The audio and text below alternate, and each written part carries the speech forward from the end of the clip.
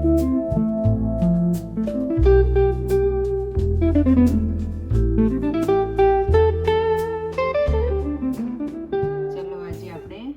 બનાવીશું જે એકદમ પોચી અને સ્વાદિષ્ટ હશે. ચાલો સુખડી બનાવવાનું આપણે સ્ટાર્ટ કરીએ. સુખડી બનાવવા માટે આટલો સામાન જોઈશે. એમાં મેં એક સરખી વાટકીનું માપ રાખ્યું છે. એમાં 2 વાટકી ઘઉંનો ઝીણો લોટ, જે આપણે રોટલી બનાવીએ છીએ તે, 1 વાટકી દેશી ગોળ, 1 વાટકી ઘી, અડધી ચમચી ઇલાયચી પાવડર, અડધી ચમચી સૂંઠ અને ગાર્નિશિંગ માટે કાજુ બદામ જે મેં પીસ કરી લીધા છે. સુખડી બનાવવા માટે મેં એક પેન લઈ લીધું છે અને આપણે ધીમા ગેસ ઉપર સુખડી બનાવીશું જેથી કરીને લોટ પરફેક્ટ શેકાય. હવે 1 વાટકી જે આપણે ઘી લીધું હતું એ અંદર નાખીશું.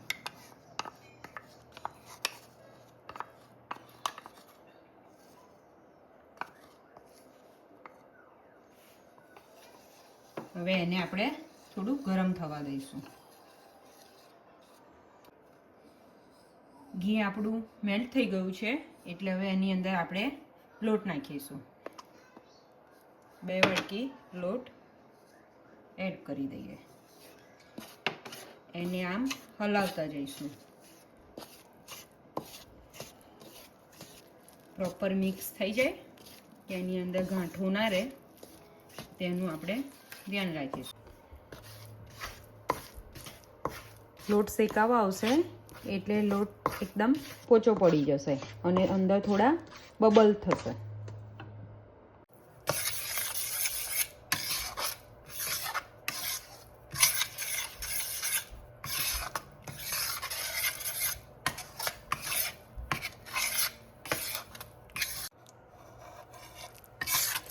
તમે જોઈ શકો છો ઘી હવે છૂટું પડવા લાગ્યું છે અને એકદમ લોટ આપણો હલકો થઈ ગયો છે કે જે આપણે ઇઝીથી તેને હલાવી શકાય. તો મેં 12 થી 14 મિનિટ જેવો લોટને શેકાવા દીધો છે. હજુ 1-2 મિનિટ હું શેકાવા દઈશ. લોટ શેકાઈ ગયો છે. એની અંદર હું ઇલાયચી પાવડર અને સૂંઠ નાખી દઈશ.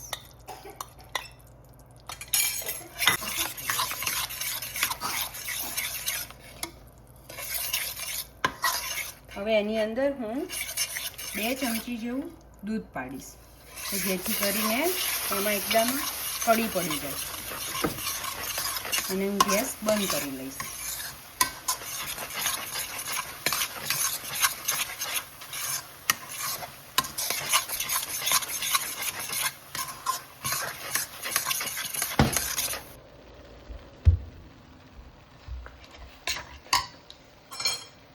એની અંદર ગોળ એડ કરી દઈશું.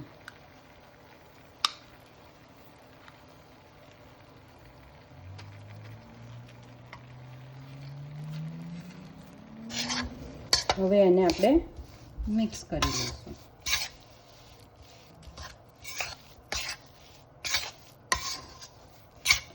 ગેસ બંધ કરીને જ ગોળને આપણે એડ કરીશું જેથી કરીને આપણી સુખડી એકદમ સોફ્ટ બને.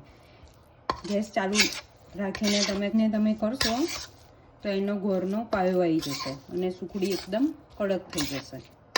એટલે એ વાતનું આપણે ખાસ ધ્યાન રાખીશું.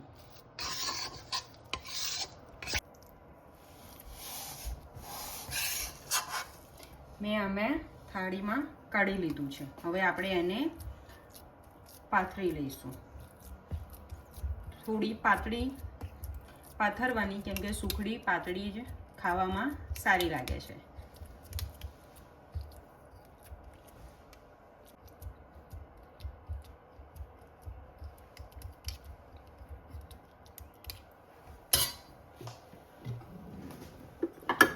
આપણે ગ્લાસની મદદથી સુખડીને પ્રોપર પાથરી લઈશું.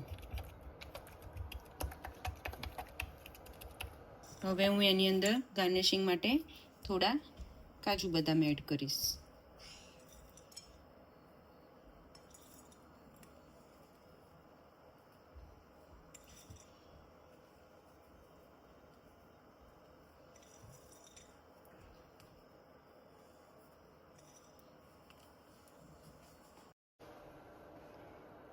કાજુ બદામ પાથરી દીધા છે. હવે અડધો 1 કલાક જેવું આપણે એને થોડી ઠંડી થવા દઈશું. પછી ઠરી જાય એટલે એમાં કાપા પાડી લઈશું. સુખડી બનીને તૈયાર છે. હવે આપણે એને કટ કરી લઈશું.